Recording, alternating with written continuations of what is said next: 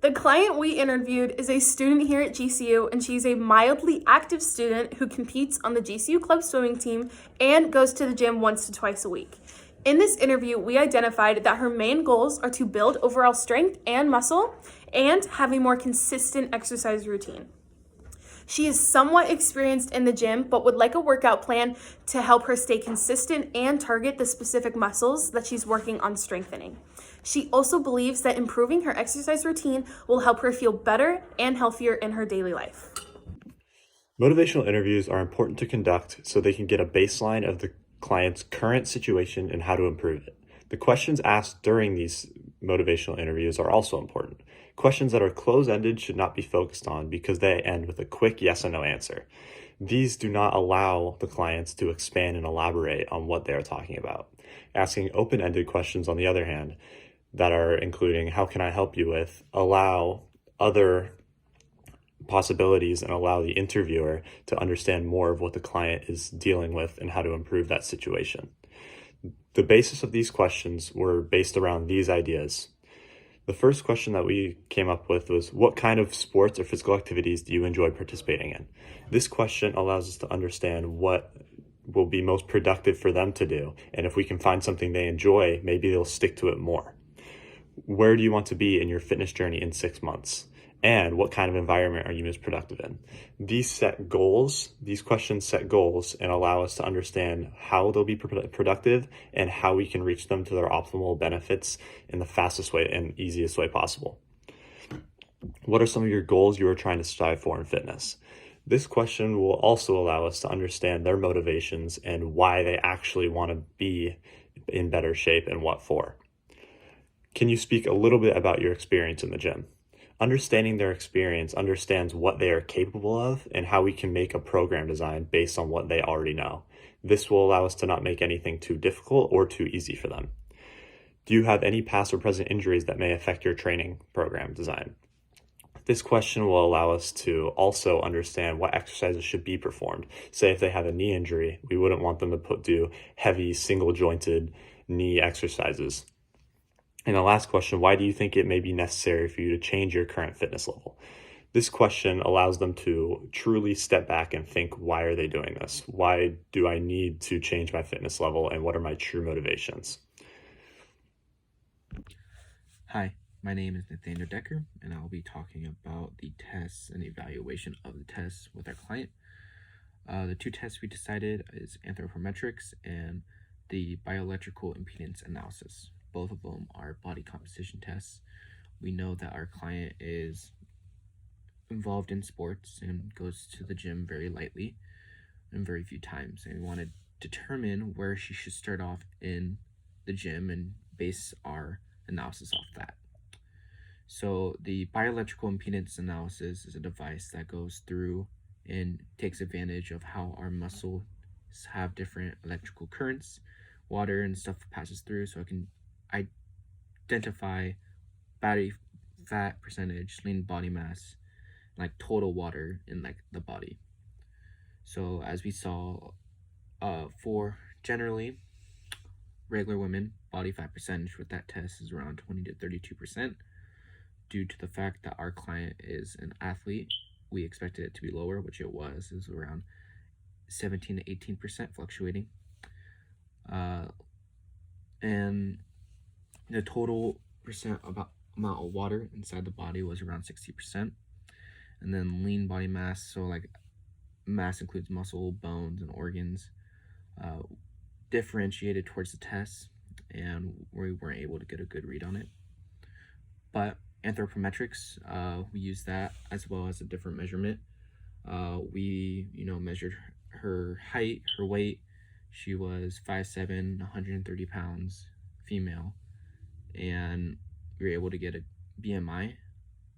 And with that weight, it would be considered to be, underweight for the exact height that she had.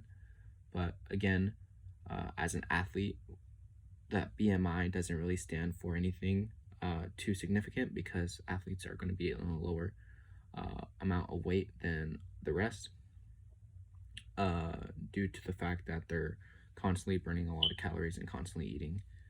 So that's not true that she is unhealthy. It's just we wanted to get these numbers down so we can measure it for before the workout and then after. So those two tests will be a starting point to create the kind of workout plan we want to structure for her so she can better herself in the gym and be able to confidently get her goals, which are to increase lower strength in the legs and be able to kill it out on this club swim team. Hi, my name is Kiona. This is my CLC project and I have the program design part. Our client is a swimmer and wants to focus on legs and slightly arms. She's very new to the gym. She doesn't have a lot of experience and she wants a steady schedule that's attainable. So for my program design, I came up with 7 exercises that I figured she could do in like a circuit. Because she is a swimmer, she has to have like a lot of power. So I feel like within doing this circuit, she could build stamina that will help her performance in swimming. So my idea for the workout is within the 7 exercises, she could pick 3 and then do like one set of each, and then go back to the beginning and do another set. Do that 3 times and then switch to like the next circuit. For the first exercise, I did jump squats. Jump squats create a lot of power in the lower body, especially like the quads and the hamstrings. And her focus is her legs, and so I feel like quads and hamstrings are like 2 of the like biggest muscles, so that strengthening those will help her. For parameters, I did 3 sets of 10, and I started with that one because jump squats I feel like can be easy at first, but once she gets to like the 3rd set, it's gonna be like difficult to be able to still do the 100% of effort in those. The next one I did was tricep dips. I feel like it builds a lot of upper extremity strengthening, and overall it works like a lot, like obviously triceps, but then it also like strengthens your shoulders. For parameters, I did 3 sets of 8. I feel like tricep dips could be a little bit harder, and out of the upper extremity exercises I have, I feel like that's one of the hardest. So like I said, it could be easy in the first, but by the 3rd set, it can be pretty hard to get through the full 8. The next one is lateral squats. I think this works like a different type. Instead of like jump squats, obviously that's quads. Lateral is more like hips and like your adductors, abductors, and they're a little bit easier than jump squats. Parameters are same thing, 3 sets of 10. I feel like those, again, they're easy at first, but with correct form and depending on how far she's going, it can get harder. The next one is around the world, which is like a shoulder exercise. It helps strengthen anterior, lateral, and posterior deltoids. I did 3 sets of 10 because this again like builds a lot of power. You can use dumbbells. So dumbbells, you can go up in weight, so that can determine on, the first set she can start with a lower weight, or she can even start with a higher weight, working down to build the strength and the power. The next one is going to be single leg calf raises. I was going to do just regular calf raises, but I feel like that's a little bit too easy. So I did single leg. For lower, because she does want to focus on lower, I figured we hit all parts of the lower, so that like focuses on like her calves, which increases her muscle. For that one, I did 3 sets of 20 on each. I feel like that is attainable because they're a little bit easier. She could add like dumbbells in her hands to make it even harder. The next one I did was box jumps. Box jumps can be hard. She can start with a lower box just to be able to maintain that strength. But I feel like it tests a lot of her strength in the exercise. So I did 3 sets of 5, adding inches to the box. So she would start with like a higher box and then like decrease as she went on. And then the last exercise I did was a plank. I feel like that builds core strength and then maintains like shoulder stability.